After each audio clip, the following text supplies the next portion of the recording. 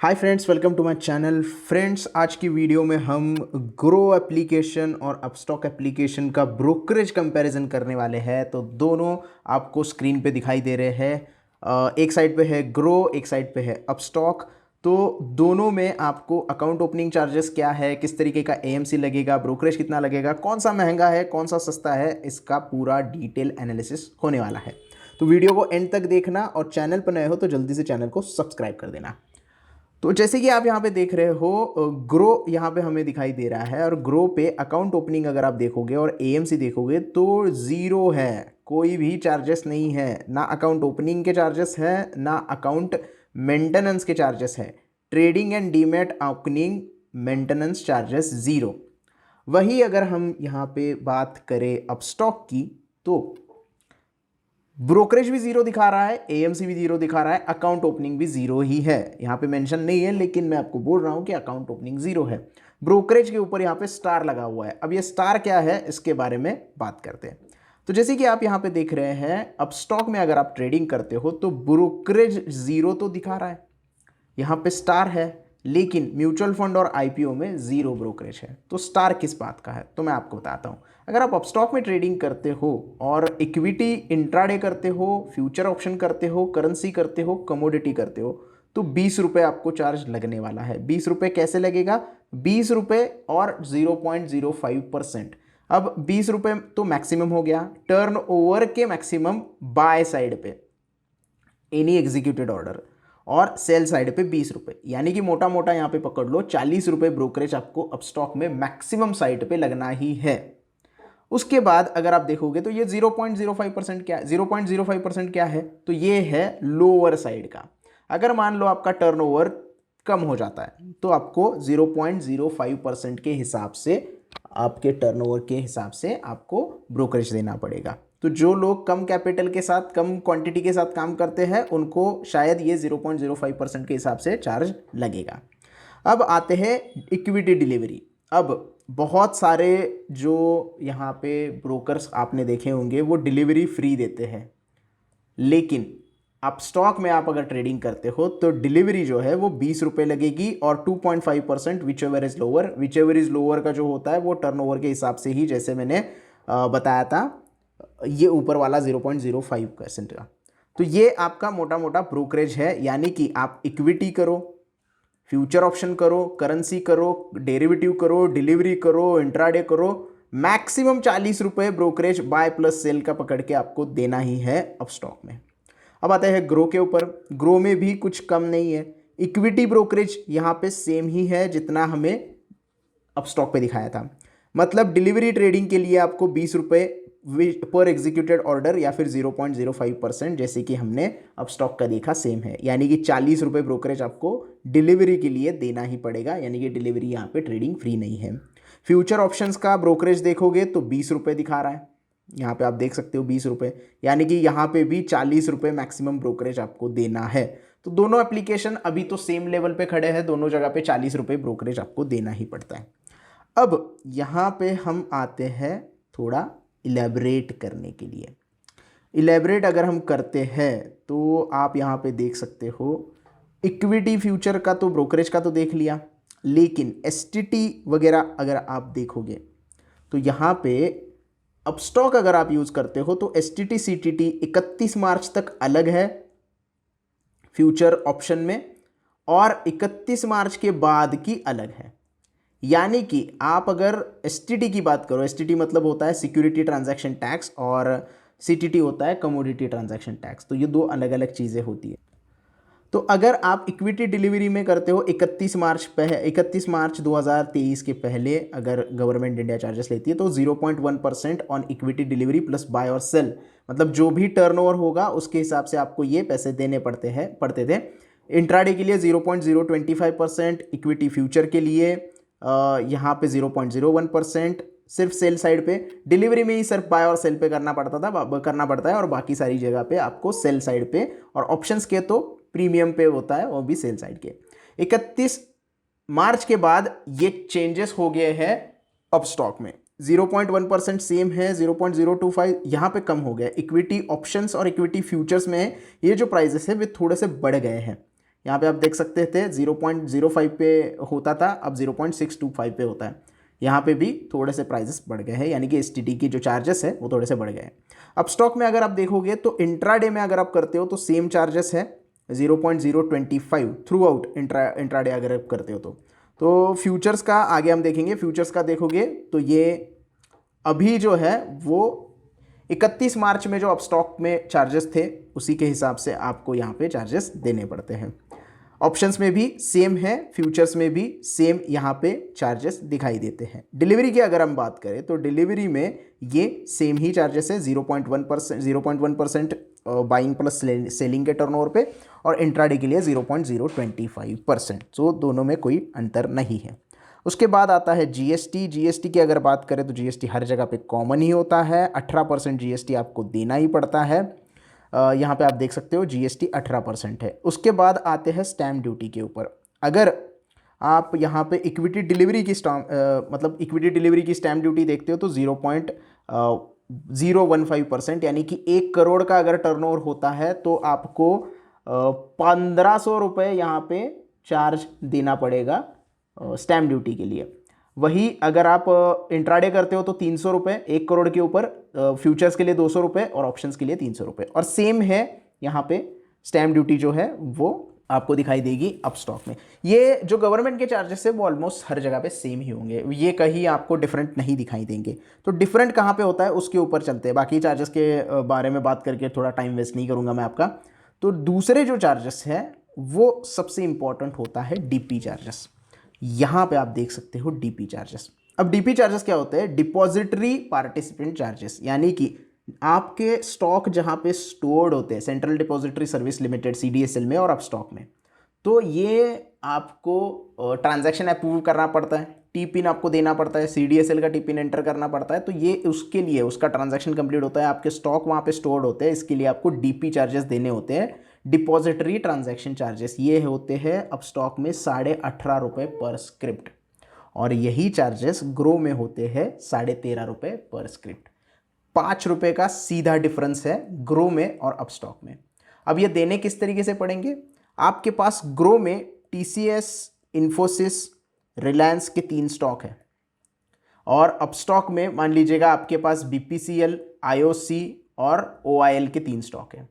तो अगर आप बीपीसीएल के कितनी भी क्वांटिटी बेचो, क्वांटिटी के ऊपर कोई दिक्कत नहीं है, क्वांटिटी कितनी भी बेचो, उसके लिए आपको 18 रुपये 50 पैसे, आईओसी के लिए 18 रुपये 50 पैसे और ओआईएल के 18 रुपये 50 पैसे अलग अलग से अलग अलग कंपनी के लिए देने होंगे। अगर आप एक महीने में बीपीसीएल के अलग अलग दिन 5 बार स्टॉक बेचते हो तो ये 18 रुपये 5 पैसे आपको 5 बार लगेंगे। सेम आज आप ग्रो में अगर ये सारी चीज़ें सेम तरीके से करते हो तो आपको ये 13.5 रुपये लगेंगे, प्लस जीएसटी दोनों साइड पे लगेगा 18%। यानी कि आप अगर डिलीवरी ट्रेडिंग करना चाहते हो तो 40 रुपये ब्रोकरेज के, प्लस 18 रुपये 50 पैसे डीपी चार्जेस, और जो कुछ भी टैक्स आपका टर्नओवर के हिसाब से होगा उस हिसाब से आपको यहाँ पे चार्जेस देने होंगे। सेम आप अगर ग्रो में करोगे तो ये 18.5 रुपये के बजाय आपको देने होंगे 13.5 रुपये, बाकी 40 रुपये ब्रोकरेज और टैक्सेस सेम ही रहेगा। अदर चार्जेस में अगर हम देखेंगे यहाँ पे तो सबसे इंपॉर्टेंट होता है auto square of charges and all the things. अब ये क्या बलाए हैं? तो सबसे पहले तो ऑटो स्क्वायर ऑफ चार्जेस देख लेते हैं। यानी कि अगर आप इंट्राडे ट्रेडिंग करते हो और इंट्राडे की टाइमिंग आपको पता है 3:30 बजे मार्केट बंद होता है, लेकिन ऑटो स्क्वायर ऑफ का टाइमिंग होता है 3:15। अगर आप 3:15 के बाद भी आपका ट्रेड ओपन रखते हो तो आपका जो ब्रोकर है, ये ग्रो वाला और ये अपस्टॉक वाला, ये आपका ट्रेड जो होता है वो ऑटोमेटिकली स्क्वायर ऑफ कर देता है, और उसके लिए आपको पेनल्टी देनी होती है। कितनी पेनल्टी देनी है? अगर आप अपस्टॉक में ये सारी चीज़ें करते हो तो 50 रुपये पर ट्रेड के हिसाब से आपको पेनल्टी लगती है, प्लस 18% जीएसटी।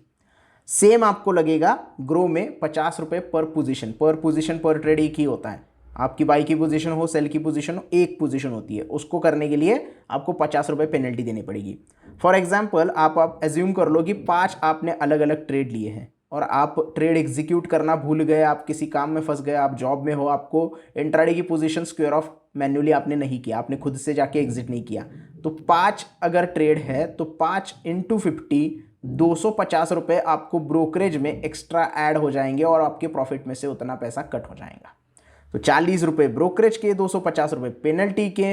इंट्राडे में तो डीपी चार्जेस होते नहीं है, फ्यूचर ऑप्शन में डीपी चार्जेस होते नहीं है, वो तो डिलीवरी में होते हैं, लेकिन अदर चार्जेस लगेंगे तो ये अमाउंट जो है वो काफ़ी ज़्यादा हो जाती है। कॉल करके अगर ट्रेड करते हो, अगर आप कॉल करके बोलते हो अपस्टॉक वालों को कि भाई मेरा ट्रेड एग्जीक्यूट कर दो, तो भी आपको 50 रुपये पेनल्टी या फिर एक्स्ट्रा फीस देनी पड़ती है प्लस 18%।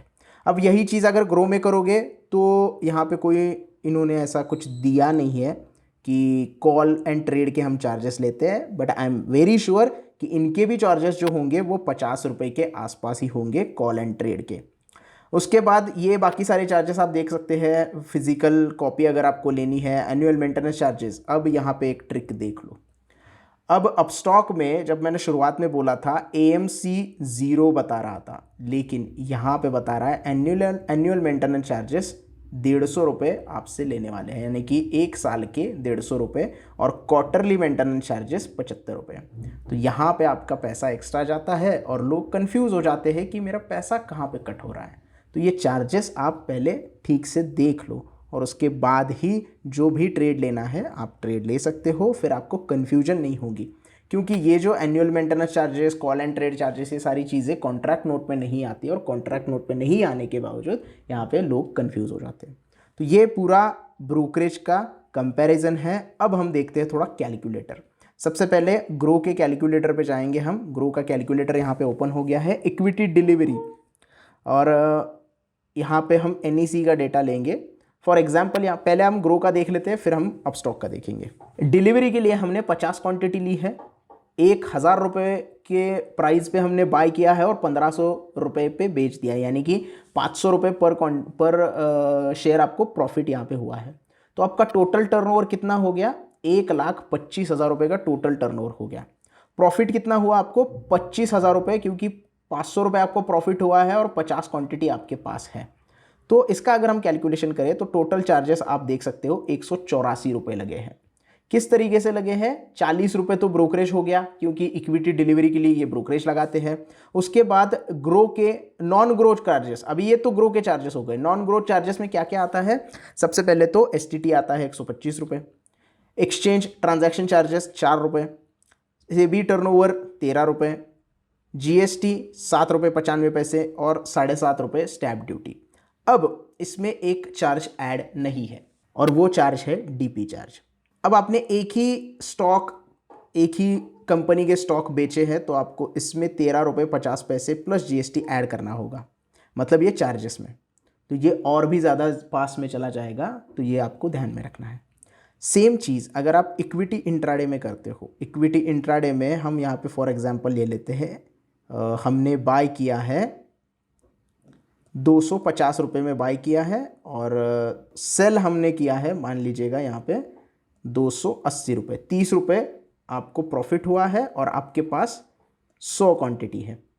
क्वांटिटी हमने 100 रखी है, 250 में ख़रीदा, 280 में सेल कर दिया, मोमेंटम का ट्रेड था, अच्छा खासा प्रॉफिट हुआ। अब यहाँ पे आपका टर्नओवर कितना होगा? 53,000। आपको प्रॉफिट हुआ है 3,000 रुपये, क्योंकि आपके पास 100 क्वांटिटी है और 30 रुपये से स्टॉक बढ़ा है। अब आपका जो टोटल चार्जेस होंगे वो कितने लगेंगे? 41 रुपये सिर्फ, क्योंकि लोअर साइड पे ब्रोकरेज लग गया आपका 0.05%, जो मैंने बोला था उस साइड पे जो ब्रोकरेज था वो 26 रुपये, क्योंकि टर्नओवर कम है।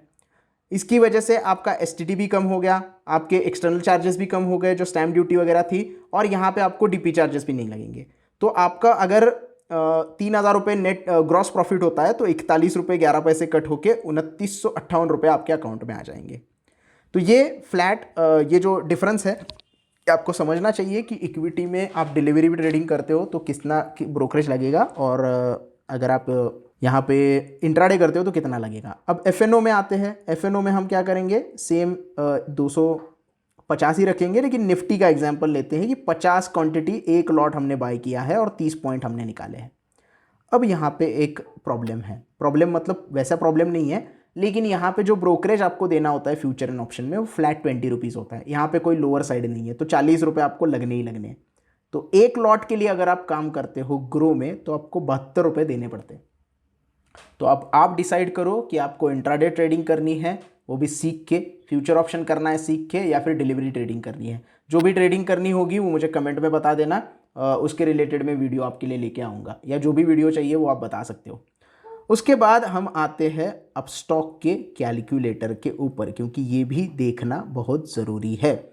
और तब तक आपने अगर अपस्टॉक में या ग्रो में अकाउंट ओपन नहीं किया है तो डिस्क्रिप्शन में लिंक अवेलेबल है, तुरंत जाके अकाउंट ओपन कर सकते हो, ताकि आप भी अच्छे तरीके से जान लो।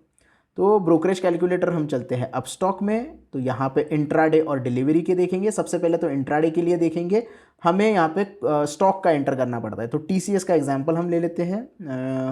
हाँ, टीसीएस के एग्जाम्पल हम यहाँ पे लेंगे, टीसीएस। उसके बाद हम क्वांटिटी डालेंगे 100 क्वांटिटी के बाद इसकी प्राइस डालेंगे। फॉर एग्जांपल हम बाय करते हैं 3360 पे बाय करेंगे, और 3400 रुपये, 40 रुपये का हम यहाँ पे प्रॉफिट पकड़ रहे हैं पर शेयर।